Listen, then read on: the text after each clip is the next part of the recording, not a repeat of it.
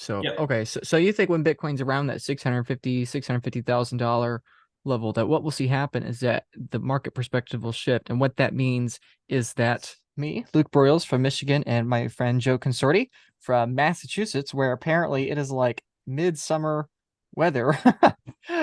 Halloween is on Monday or Tuesday, and it's like 85. So I'm soaking it in.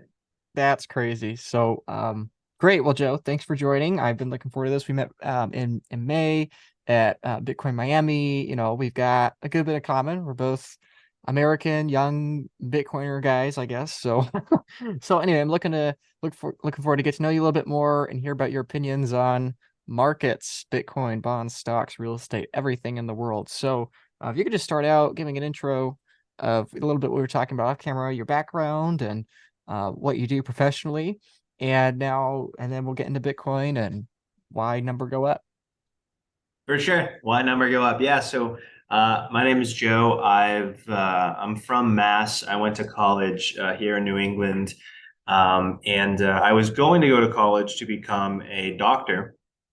It was something I was passionate about throughout high school. I took a boatload of all the AP courses you could take.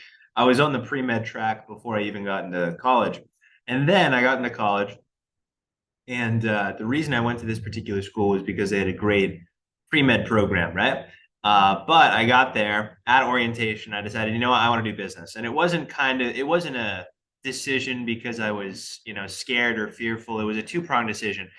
I didn't want to be in school for 12 years, right? I didn't want to, go into school in 2019, going to college in 2019, and then graduate in, 2031 and come out with a medical degree. Granted, I would have been getting paid a great deal of money, but I also, I didn't want to do 12 years of schooling. But the reason I did business was not because, cop out. I'm going to school. I don't know what I want to do. I'll do business. It wasn't that. Throughout high school, I was one of the presidents of the business club called DECA. It was a club where essentially you got to compete against other students and, basically present either a business plan or solve some kind of business problem. And I loved that. I loved talking.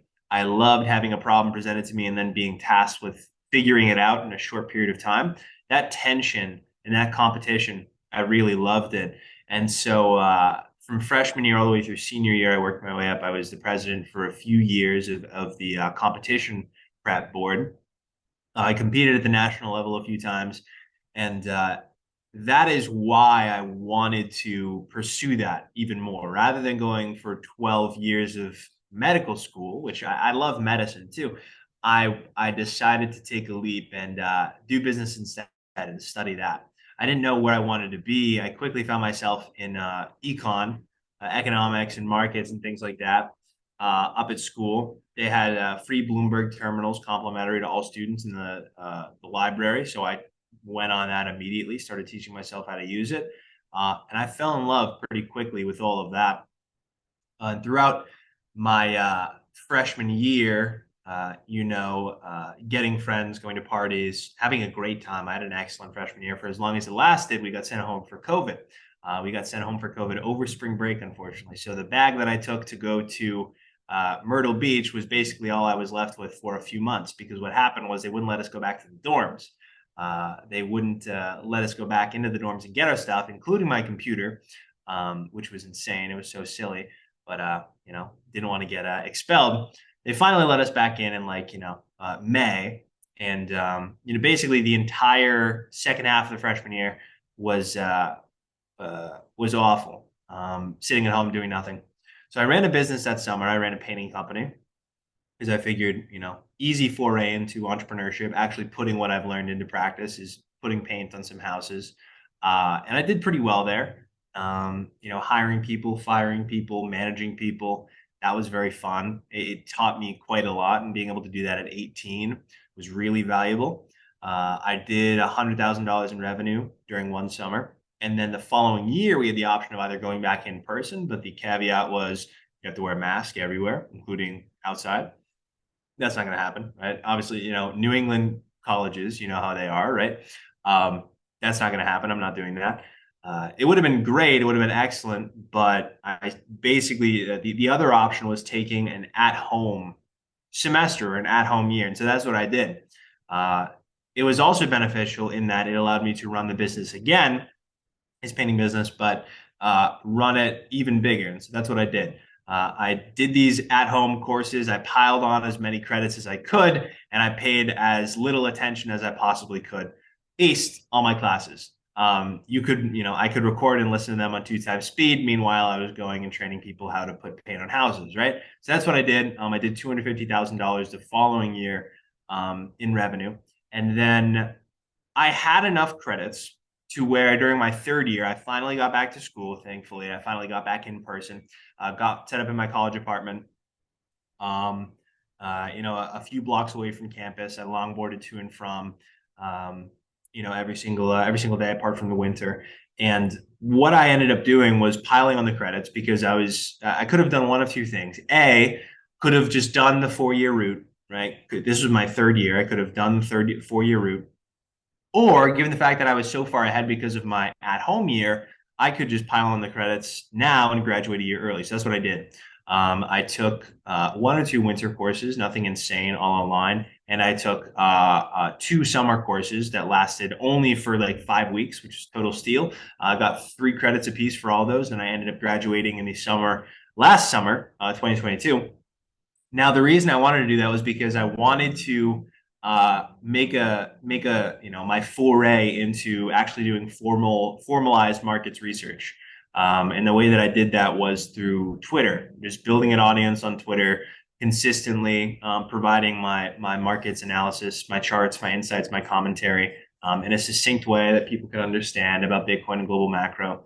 I started doing that in December of 2021, and then by May of 2022, by late April, early May, a mutual friend of mine and Nick Bhatia has introduced me to Nick Bhatia, who is now the man who I work with at the Bitcoin Layer, the owner, the founder of the Bitcoin Layer. And he brought me on board in late April, May timeframe of 2022. And I've worked with him since. The role began as a research associate, and now I've leveled up. I leveled up in pretty short order to writing and doing videos just as Nick does, and essentially being the other megaphone, the other analyst that writes and does videos alongside Nick at the Bitcoin Layer. And I've been doing that for the better part of a year and 5 months here almost, and it's been excellent. So that's how I went from where I was, high school graduate, pre-med student, going to college to become a doctor, to where I am now, having graduated a year early, gotten a head start in building that business. And I'm very thankful that I did. I'm very thankful that I took that risk. High risk, high reward. And so I'm very happy I'm in the position I'm in. Now I get to talk about markets all day long, and I get to give my commentary and my opinions. It's very, very fun. That's awesome. Yeah, I didn't know almost any of that. That's great. So, yeah, with that said, it's very impressive. You were going to be a doctor. You're clearly smart. You had, it sounds like, multiple six-figure summers working at home, doing college, graduate early. I mean, you're with Nick, one of the, best Bitcoiners out there. It's like, why, other people that are not in Bitcoin would probably look at that and say, why, young man, have you foregone this career in medicine and descended into the Bitcoin Ponzi, right? So, so what is it about Bitcoin that drew your business savvy, medicine savvy, whatever, like, what is it about Bitcoin that's like, force you to allocate so much attention and time to it? Like, why do you care so much about that as opposed to all the other things that clearly you are skilled at doing? Right. And thank you very much for those kind words. Well, it's true. Like, I mean, how old are you? 22. Yeah. I mean, you got 2 years on me, and it's like, holy cow, man. That's great. Good for you. So, Thank you. um, yeah. So why is Bitcoin the thing that you're allocating your time to when you could be doing so much else? Yeah. So allocating my time and my money to initially just my money. So speaking of this first summer that I ran this business, I had a lot of capital to deploy, right? I did $100,000 in revenue, ran a pretty healthy profit margin. the profit was not why I did this, but if I wasn't profitable, of course, that would be bad. But I had a pretty healthy amount of margin to go ahead and deploy somewhere. And to this point, I had been semi-immersed in markets, right? I had been trading myself on a Bloomberg terminal, but ultimately, I was looking for places to deploy this, and that was the summer of 2020, right? Summer of 2020, leading into the fall of 2020. Of course, when Bitcoin started its monumental rise from net 8-9 thousand all the way up to its all-time high of 69,000, and so during that period, a buddy of mine, Tyler LaRoche, who works at Bitcoin Inc. At the time, he worked for Bitcoin Magazine. He put me onto Bitcoin. So Bitcoin was something that was kind of secondary to my radar. It wasn't the main thing that I was focusing on. Again, it was about building and running businesses, and markets were kind of an afterthought. And then he introduced me to Bitcoin, and frankly, the reason I got in initially was because number go up. I think the reason a lot of people do initially is because number go up. He explained it to me as this, this. He showed me, rather, he sent me two different reading materials: "The Masters and Slaves of Money" by Robert Breedlove, and then "The Bullish Case for Bitcoin" by Vijay Boyapati. The first one, of course, going into detail about how the money changers and artificially manipulating interest rates have led to sort of this mass, uh, you know, destitution, if you will, of the human spirit all over the world. It's created all these huge capital allocation distortions, and we are where we are as a result of a central entity that controls the money and manipulates it to drive the economic cycle rather than allowing the free market to do it on its own. And then the bullish case for Bitcoin kind of goes into how there's this neutral asset that's monetizing in the face of all of that. Right? There's this one shadowy, unelected entity that cycle after cycle it raises and lowers interest rates in order to make the economic world go around. But then on the other side of the coin, you have this asset that is appreciating in the face of all that, because after every single cycle, the inevitable outcome is the Fed eases excessively. And Bitcoin, being an infinitely scarce asset, I say infinitely scarce because it's near infinitely divisible and absolutely scarce. This absolutely scarce asset, it stands to be the most porous sponge in the face of all of that, to be able to absorb all of that liquidity and that runoff that comes in the resolution of every single economic cycle. And so it clicked for me, and the number go up clicked for me. And so I allocated basically almost 100% of what I had earned that summer into Bitcoin before we ran all the way up to $67,000, which was a great trade, awesome trade for me. And it really helped me, again, being initially on the train for number go up. I was absolutely enthralled by what it had done, so much so that I wanted to learn more and I wanted to understand more. And so for the next several months, reading books, reading all the standard books that everybody reads, the Bitcoin Standard by Safe, and a whole slew of others, The Price of Tomorrow, really sort of framed the Austrian School of Economics for me. A lot of the first year that I spent at college, the economics courses that I took, I kind of just I absorbed what they were telling me, right? Just like any good student would. Growing up generally, right? In the town that I did, and for most kids as well, it was just all about memorizing what you're told. Some of it sticks with you, some of it you just hold on to do well on the test and the final exam and the midterm. And so I was kind of in that latter category. I didn't really care if any of this stuck. But then when Bitcoin came around and I was introduced to the horrors of centrally manipulating the cost of capital, I was kind of introduced to the Austrian school through that paradigm. And now economics has become something that, rather than being an afterthought that I memorized for a test, it has now become like one of the cornerstones around all of my thinking, right? Incentives govern not just markets, but the universe too. So they're incredibly important to understand. And the Austrian School of Economics just aligns with our biological incentives, the Earth's biological, the Earth's incentives, its ecological incentives. It's just like a cosmically true method of viewing the universe. It isn't one that's distorted by human greed. And so that's kind of how I got into Bitcoin, and then how I got into econ. And then that's also framed my markets research a little bit too, because I'm basically entirely self-trained when it comes to the Bloomberg terminal. I didn't have like a teacher. I didn't come from a trading desk. And so it's interesting. I don't have the perspective coming in of somebody who may have traded bonds in their past life, like Nick. Nick was on a rates desk for 10 years. I don't have the perspective of somebody who used to be on the floor of a major Wall Street firm like James Lavish or Lawrence Lepard. But I do have a unique perspective in that I'm coming in entirely fresh with Bitcoin as sort of the center of my universe, and everything else fanning out from it. And so all of the research that I do kind of comes from that unencumbered perspective of Austrian economics and understanding that most of what the Federal Reserve and other central banks touch uh, doesn't turn to gold. It turns to the opposite of gold, which is probably something too unsavory for me to say on a podcast. And that's kind of how I view markets. That's the prism through which I view markets. And that's how, going back, that's how I was introduced to Bitcoin, sort of how I ended up here. That's what I've spent basically the last year doing. Yeah, I love what you were saying about incentives. Fundamentally, a Bitcoiner's not a conspiracy theorist. They're just a hyper obsessive game theorist, and Mm. fascinated with incentives. And how do you explain Bitcoin in 30 seconds? Well, the way you explain Bitcoin in 30 seconds is that I love what you said about how the cost of misallocating capital, the inefficiency of that, political currency, we distort and misallocate that capital when we're faced with things we don't want to face.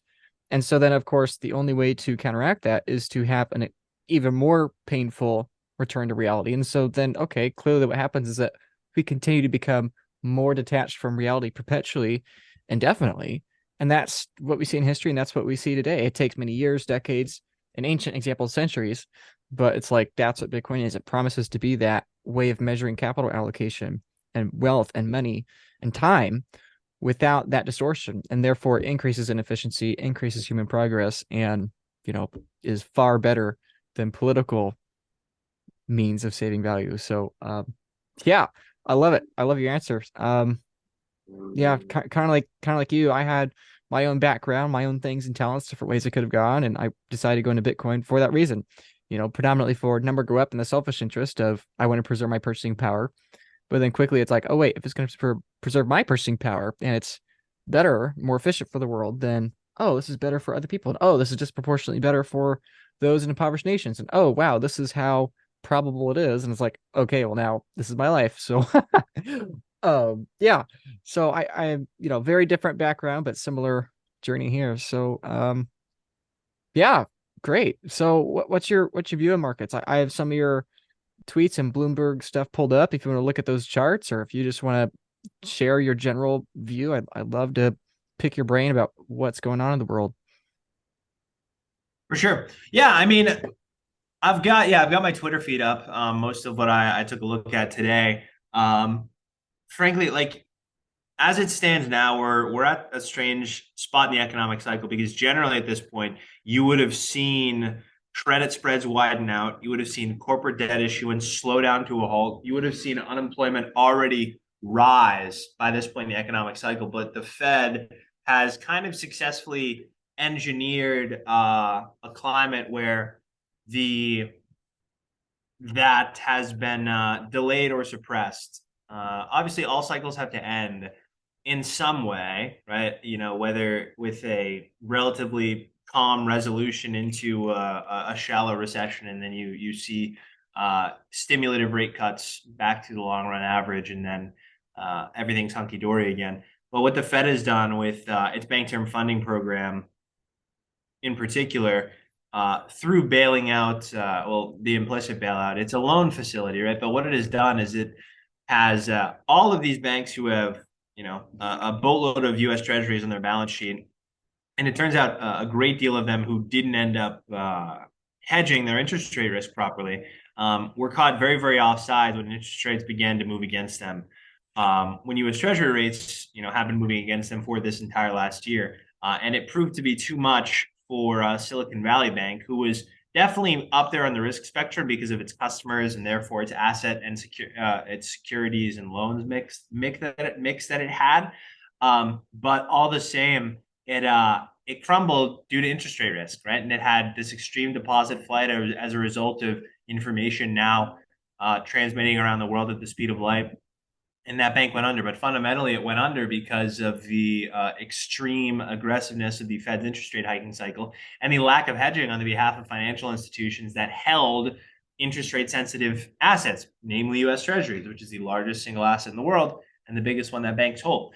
Um, Many banks were caught offside purely because they didn't view, they didn't view the Fed slamming interest rates up, slamming its policy rates up by, in several 75 basis point increments as being something that was plausible that could happen. But it did happen.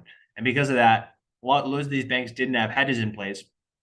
And what happened with Silicon Valley Bank, the entire US banking system was threatened with that. And so, very shortly after, less than a week after, the Bank Term Funding Program was introduced, which is essentially instead of having to sell your devalued US Treasuries, right? When the Fed hikes its policy rates, it influences US Treasury rates up, which causes the yield on outstanding US Treasuries to go down. And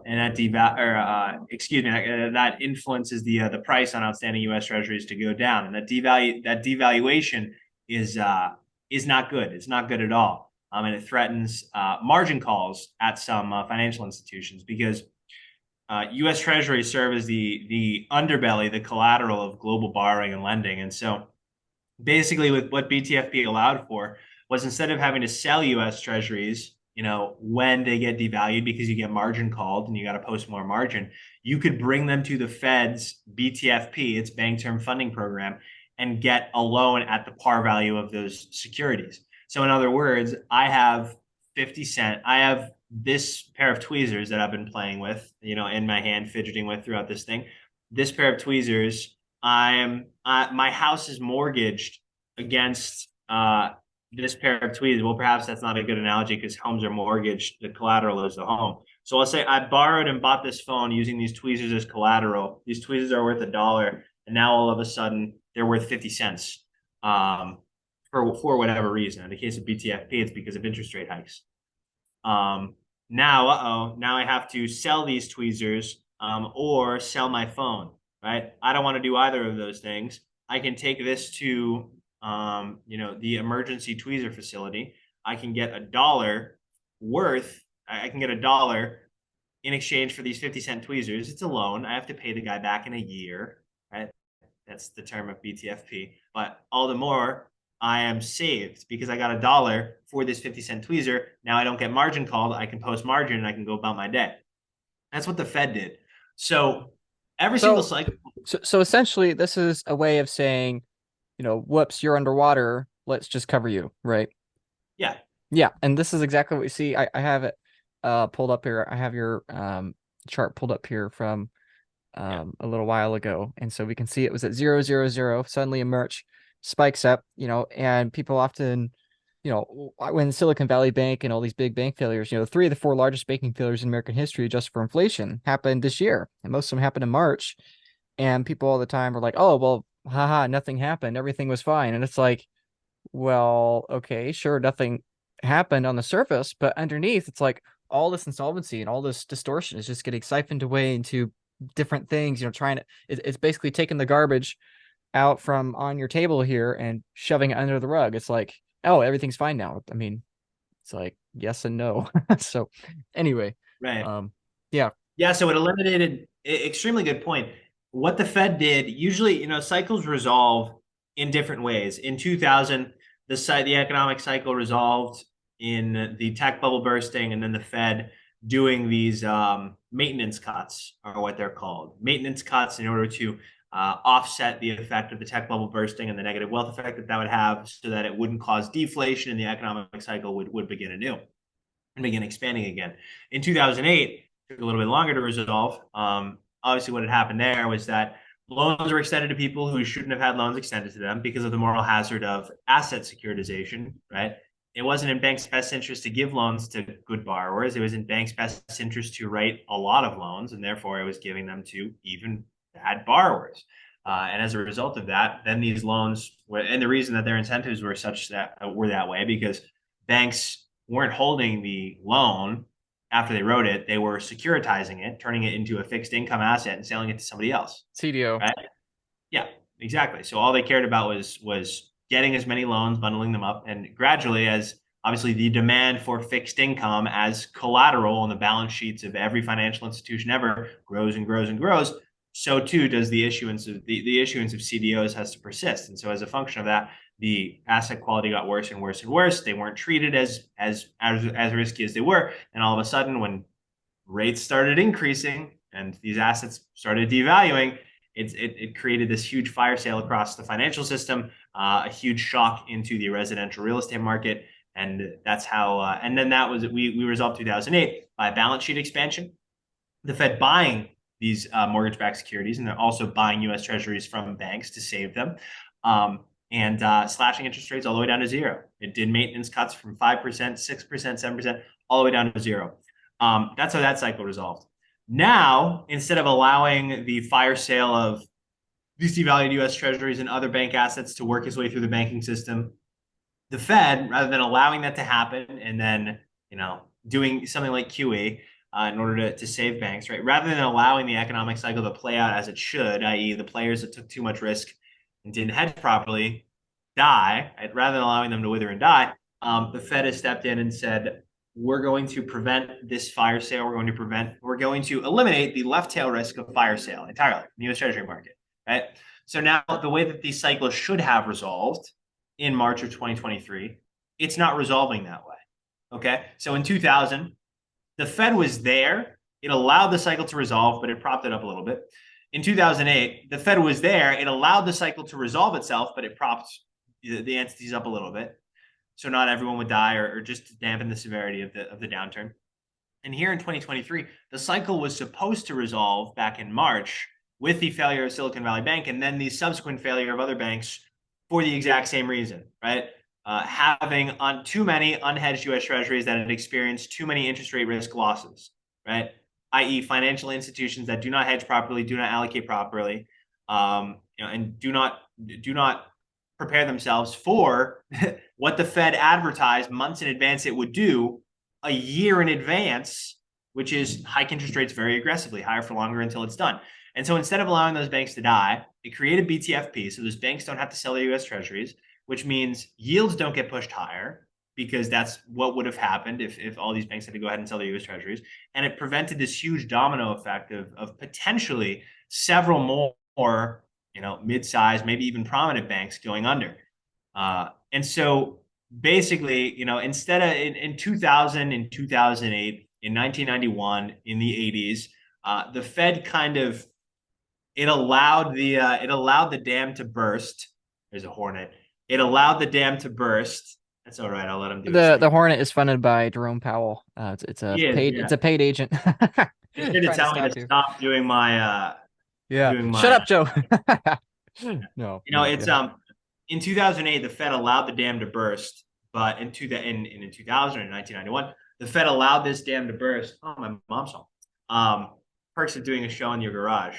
It's on my Red Bull can. That's unbelievable. It's probably gonna land in my hair because it thinks it's a flower. Yeah, Hey, Mom. hey, mom. Take It it. allowed the dam to Yeah, so it allowed the dam to burst, but it kind of had, it was stemming the flow somewhat. In 2000, it did the same thing. In 1991, it did the same thing. But today, it prevented the dam from bursting.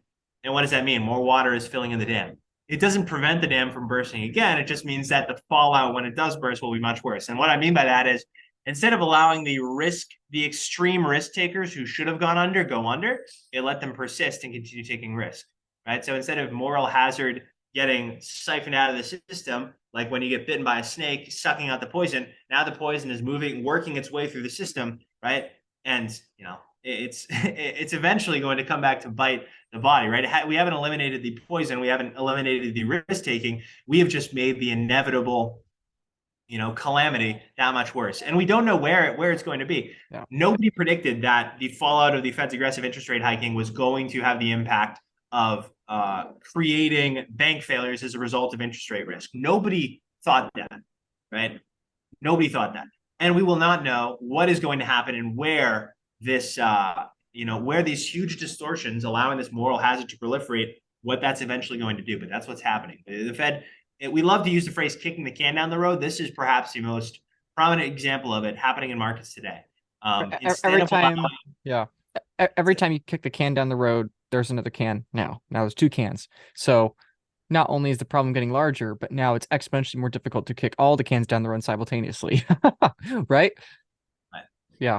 So yes, so you give a visual metaphor or visual example of what you're talking about here. So, okay, let's go back to this chart you shared here. So this is the BTFP loans. This is what we're looking at here of how basically the backstop, kicking the can down the road. And as you pointed out very well, that's in large part to prevent yields from going up even more because this is the interest expense of the United States. You tweeted this out recently, and this is exactly what the government's trying to prevent. They have to increase interest rates because they have to preserve faith in the US dollar. They would rather have these systemic risks in the banking system in order to temper inflation expectations and preserve trust in the dollar. But of course, then the problem is that when these banks start going under, that would mean that they would have to offload these treasuries and yields would go up even more, making this chart even worse than what it already is. And it already is quite exponential. And so, you talked a lot about 2008 and how what we're seeing today manifest is just bubbling up from 2008. And this was my problem with The Big Short. A lot of people love the movie The Big Short, and I mean, it's a pretty good movie. I enjoy it. It's very entertaining. But this was my big problem with it, is that it seems to completely overlook this governmental perspective. I think it's very easy to blame bankers and all those folks, but I'd love to have you comment on this here. So you mentioned the balance sheet of the Fed. So this is the balance sheet of the Fed after the dot-com bust, like you were talking about, 2003, 2004, 2005, 2006, 2007, 2008. It's relatively predictable. It's going up. Yeah, it's a problem, whatever.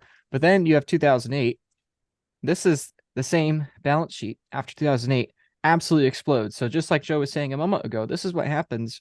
This is the trash being thrown under the rug. This is the dam, like Joe was talking about. It's just building up in this hyper exponential fashion. And then zooming out all the way, let's say another 10 years or so. Now we're looking at 2018, so you can see 2008, obviously here, this massive spike as the Fed absorbs these losses with these, bad financial products. And then that's 2018. So if we were to zoom out another 5 years from there, this is where we are today. And so, I mean, clearly, at least to me, the trend is clearly one direction up to the right. I mean, what was here 2003, 2004 normal was dwarfed by the normal of 10 years later, which is now dwarfed by the normal of today. I mean, Joe, what are we looking at here? Like, what is normal 10 years from now? Like, how bad does this get? How bad? I mean, unless you believe the Fed is going to become austere suddenly, then it just continues going in one direction, as you said, up and to the right. The outcomes of this are we have this, this regime change at the Fed where they start, um, they understand that and financial institutions have to fail. They understand that a prolonged recession needs to happen, but they'll never allow that to happen because they will never allow a prolonged recession to happen because their whole shtick is full employment and stable prices. What they mean by stable prices is perpetually increasing prices, but perpetually increasing prices at a rate at or below 2% or around 2%, right? It's not about stable prices, it's about rising prices, but only in a very small percentage, right? Diluting your wealth because it's necessary because reasons, right? They don't have to answer to anybody. They're not elected. It doesn't matter, right? But how bad does this get? The answer is like cycle after cycle, the solution is always the same. You pointed to 2000. They were able to get away with it in 2000 without expanding the balance sheet. It wasn't even a tool expanding the balance sheet, any kind of mass asset purchases. They got that idea from Japan. Japan started doing QE first, this balance sheet program, using these big asset purchases in order to influence monetary policy, in order to as a monetary policy tool rather. And the Fed adopted it in 2008 in order to manage that crisis because rate cuts weren't enough. We cut all the way to zero lower bound, nothing else to do.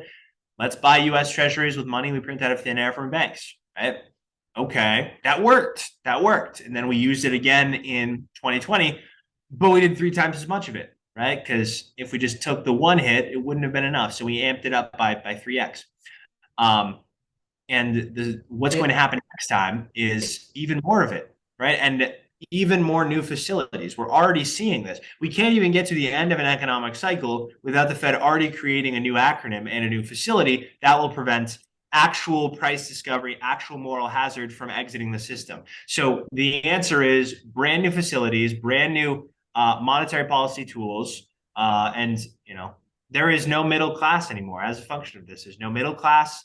They're just rich people and an increasingly large number of poor people. Genuinely, in the United States, you need to make like $250,000 a year to be considered middle class, right? To be able to comfortably send your children to school. You'll still probably have to work until you're 65, but $250,000 a year in 1990, you would have been the top 2%, not the top 1% of America. Now you are smack dab in the middle of the middle class, make $250,000 a year. It's going to get worse because the solution, time and time again, is the same.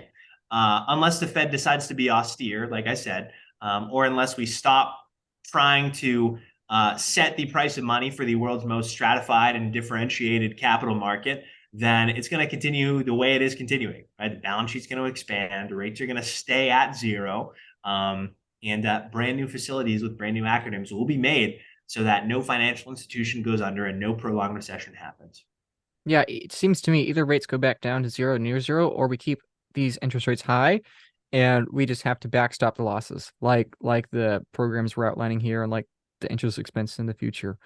And I mean, like you said, the one scenario which that doesn't occur is if the Fed comes back to reality and they, start trending that direction. But my thought is like, okay, if they did that, everyone that has a student loan payment, everyone that has a credit card, everyone that has a car loan or a mortgage or a 401k, like everyone that has an incentive to see the Fed become more detached from reality, which is everyone from the lobbyists and the bankers, like portrayed in The Big Short, to people like you and me. It's like, even if the Fed started coming back to reason, they would just keep doing that until it got so painful. We just throw people back in there that gave us what we wanted, and we all wanted more stimulus. We all wanted those stimmy checks. We all want more, and so it's like, I mean, like you, I'm sure I don't see any way at which this doesn't just continue what it's always been doing. I mean, it's like, oh, well, people will tell me all the time, oh, Luke, you're crazy for saying that. It's like, I think it's going to happen. Like, I don't see a way at which it doesn't happen. And the only way I see at which it doesn't happen is if it's temporary until until it just continues, like in the same way, it's like gravity always works. And to your metaphor with the dam, it's like, I have no idea what brick is going to go, but to me, it's like, okay, it's going to go at some point.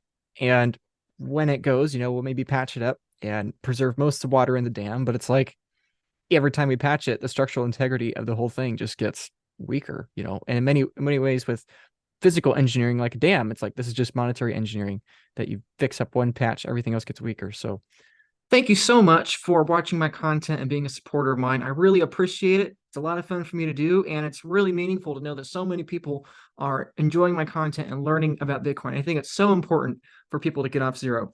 In addition to getting off zero, it is really critical. It is really important that you also begin taking self-custody of your sats and of your Bitcoin.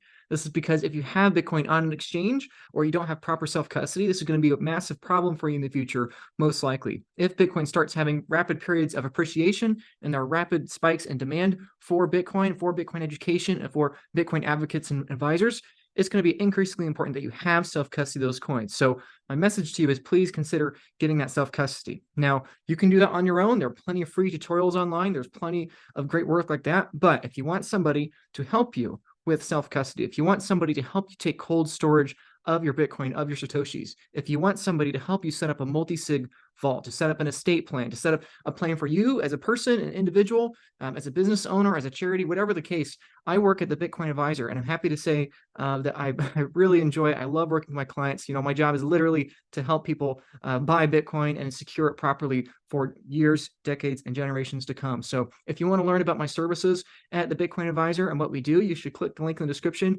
Here you can read a bit about what I do. You can book a free consultation with me. You can book a free meeting with me. I'll send you lots of free complimentary paperwork explaining how multi-sig vaults work, cold storage, giving you all the education you need. Everything's fully open source. What we do, our main goal is education, helping get coins off exchanges, and people be able to not lose sleep at night when they buy and secure their Bitcoin. So you can feel free to book a meeting with me. The first one is free and complimentary, just to figure out what your priorities are and get that adjusted.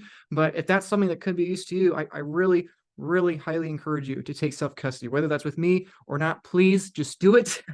But for the many of you that probably will eventually want a multi-sig collaborative custody vault, the Bitcoin Advisor could be the place to go. And so click the link in the description, check that out. Really appreciate your time. And let's get back to that Bitcoin education. All right, Joe. So we've talked a lot about the problems of the banking solution, wiping everything under the rug. What does this mean for the solution that is Bitcoin? Obviously we're recording this in October 2023. Bitcoin's price is about $35,000 US. So, like, what are we looking at here? Do you think, on one hand, I could easily see, okay, if we have recession and all these credit events we're talking about, it's like, okay, maybe Bitcoin crashes a whole bunch, as people have increased demand for dollars and people are scared, like we saw in 2020. However, the other half of me is like, we have the ETF coming up. Perhaps people have learned from 2020, and perhaps maybe we do get a crash, but it's not as bad. Or maybe what if Bitcoin goes up? I mean, we've seen that in the last, couple of weeks from the time we're recording about how Bitcoin's gone up, stocks are going down. I mean, like, of all the possible scenarios that happens, what do you think our different main avenues are, and what do you think's most likely, in your opinion? Right. So, car just started. So, it's interesting for Bitcoin right now. We're at a kind of a position where there's like a push and pull. Obviously, the macro backdrop is holding up still because the Fed has successfully had its cake and eaten it too, rather. But by the same token, the macro backdrop is worsening. Obviously, the cost of capital is slowly rising as corporations have to issue new debt. The U.S. Treasury is just now starting its huge issuance schedule this month, which will push yields higher. Consumers, of course, have to roll into new credit cards. Mortgage rates are at huge highs. So inevitably, that means economic slowdown. That means an economic slowdown will come. Obviously, the reason you have high rates is in response to a rip-roaring economy. But what will happen on the other end of that is an economic slowdown. Sorry, Slack messages. So that's where we are right now. It's interesting. Like I said, this cycle it kind of like isn't any other because the Fed has managed to kind of stave off the cycle downturn that could have and probably should have happened in March. On the other end of it, not good. And then on the other end of it, you have the halving, which is coming up, the 50% programmatic reduction in Bitcoin supply schedule, and then you also have the imminent spot ETF approval. So, judging by every conceivable metric, whether it's GBTC's discount to its net asset value that is narrowed and almost converged with its net asset value, highest level in 2 years, or Bitcoin's price directly, it seems that by all mechanisms, the market is voting that a spot ETF approval is imminent. And they're trying to front run the ostensibly institutional sized flows that will come with that. So that's kind of the push and pull, right? You have a macro backdrop that's highly uncertain and getting more uncertain as rates stay where they are. And banks continue to stomach these impairments. But then also you've got these Bitcoin native instances, these Bitcoin native events like the halving and the spot ETF approval that are good for Bitcoin. So it's kind of this push and pull. Ultimately, Bitcoin trades as a risk asset. And so if the environment for risk asset worsens, which I believe that it will, you can see stocks are already beginning to turn, then it's kind of clashing against these Bitcoin native tailwinds, right? These macro headwinds and these risk asset headwinds are pushing up against these Bitcoin native tailwinds. And so really it's a question of timing. I think we go down before we go up. I think it's the easiest way of saying it. We could go up a little bit before we go down, then we go back up. Right? I'm talking, cyclical, zooming out several months time span. If a spot ETF gets approved prior to risk assets really taking their major tumble, we could touch $40,000 before we see Bitcoin turn the other direction, right? I usually don't make price predictions, but just trying to frame it for the viewer, that's sort of where we are right now is this very push and pull, these two very different sets of factors that are influencing Bitcoin. But above all else, Bitcoin is a macro asset. When all of the narratives and all of the hype and all of the excitement around these Bitcoin native events dies down, I think the direction is down for a little while until conditions become better. But we know what happens at the end of every single cycle is the exact same. The Fed eases very excessively and risk assets appreciate in the face of that. Bitcoin appreciates more than most because of its absolute scarcity. So, and even though there's uncertainty about what will happen, and I tend to think it may be very volatile, as it always has been. The absolute certainty is the end of every cycle, which is excessive monetary easing, bringing interest rates back down to the zero lower bound, creating new facilities to allow more risk taking to proliferate throughout the system, push moral hazard out into the future, proliferate it, expand it, and Bitcoin appreciates in light of that, right? Ultimately, the increase, there can be no sustained decrease in the money supply. There can be no sustained decrease in the liquidity as measured by total borrowing and lending capacity. There can only be an increase, an expansion in that. That's how modern central banking works. And Bitcoin as an asset, its properties are specifically designed to appreciate in the face of that. So regardless of what does happen in the next couple of months, I just laid out the variety of factors that will influence Bitcoin's price. We know what will happen 5 years from now, a decade from now, and that's up. Because like I said before we hopped out for that quick break, um, central bankers will not suddenly be austere tomorrow. They won't be. It's all about at the government level is about running perpetual deficits to masquerade as growth. At the Federal Reserve level, at the central bank level, it's about goosing interest. It's about lowering interest rates all the way down to zero to goose spending as much as possible to raise GDP as much as possible. Right, and so that's the end game. And Bitcoin as an asset is set to appreciate in the face of all of that. So that's the multi-year outlook. Yeah, I think that's perhaps the only respectable answer of knowing what's going to happen. I know people that are sure that Bitcoin's going to low 20,000s. And I know people that are sure it's about to skyrocket to 40, 50,000s. And Got it's to be like, probabilistic. You can't, yeah, yeah, exactly. It's like it's funny enough, our human brains like to think that, oh, it's easier to predict next year than 20 years from now. But in many ways, I think it's almost easier to predict 20 years out than 1 year from now. I mean, that goes back to the Federal Reserve balance sheet we were looking at. It's like, I have no idea what the Federal Reserve balance sheet is going to be in a year from now, but 20 years from now, it's like, yeah, it's probably going to be the same or like 10x more, right? So, yeah, so it's funny how, ironically enough, people think that, oh, I'll day trade Bitcoin because that's low risk. I don't have to bet in the long-term future of the asset. I can just, profit off of the daily, weekly, monthly volatility. But my perspective would be that it's so much harder. It's so much harder to predict short-term news cycles, short-term human emotion, short-term monetary policy versus long-term human incentives. Like, to me, that's so much low risk to predict, and it's so much less stressful. I don't have to check price. I have no idea if during our show here price has gone up $1,000 or down $5,000. And frankly, I don't care because the end result's the same. So I guess all I have to say is to echo Joe's point. It's like, don't, in my opinion, don't try to trade this. Like, just it's not a good idea. I still know people that do, even people that watch my show, and basically you're betting that you're smarter than the sum total of Yeah. complex emergent behavior of all of human society. And it's like, either Yeah, you, that yeah, good that luck. is a very Good good luck. way to articulate it. You are betting that you are smarter than the complex emergent behavior of all human society, which is a pretty silly bet to make too. And it comes down to this rent-seeking behavior, right? Central bankers are rent seekers. They want to, raise and lower the cost of capital despite not producing anything of value. Kind of the same thing with armchair day traders and sports bettors. They want to rent seek. They want to get in and get out. It's silly. Go provide value. Go build a business. Go do something you're passionate about. Stop staring at numbers on a screen and thinking that without decades of experience you could day trade. Right?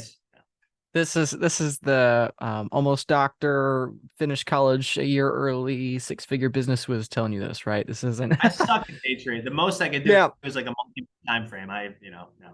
No. yeah, exactly. And it's like I know these new people that get in and they try day trade. It's like, I know I'm not smart enough.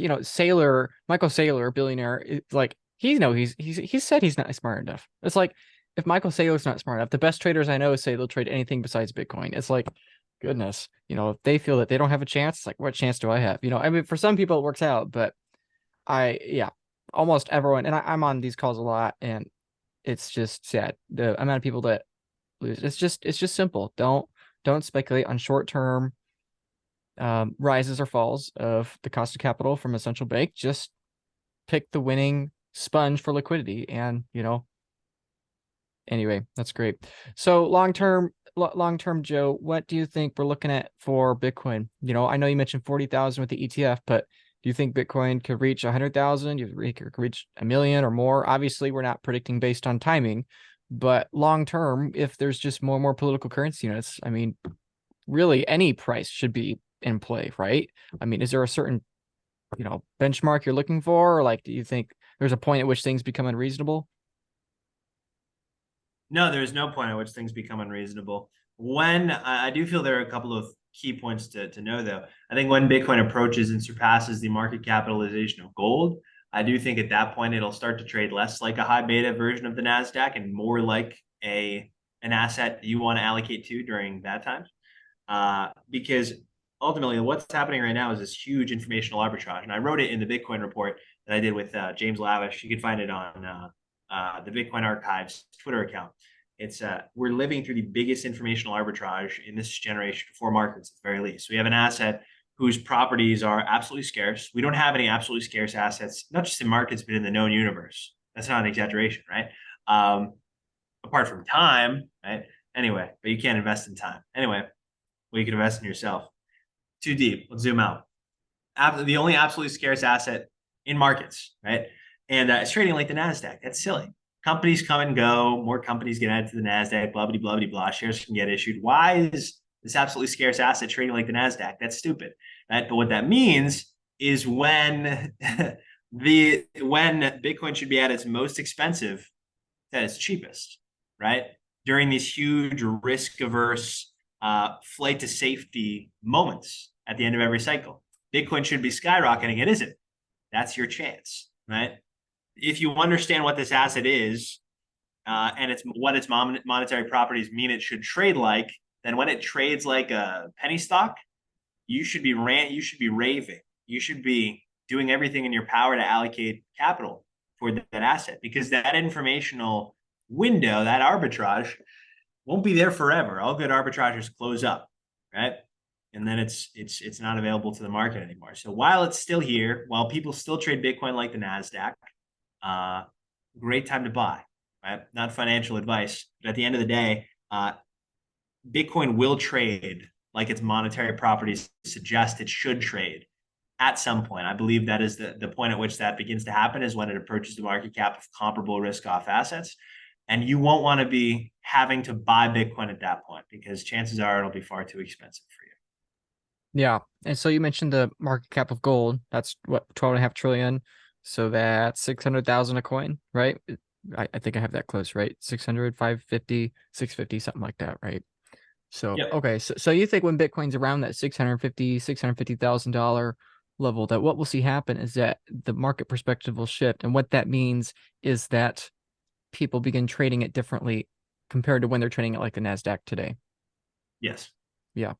Yeah, that makes sense. And then even more crazy is like, okay, let's say that takes 10 years and let's say the number of dollars doubles in the next 10 years. What if like the price of gold doubles and everything else? So it's like, like $1 million Bitcoin.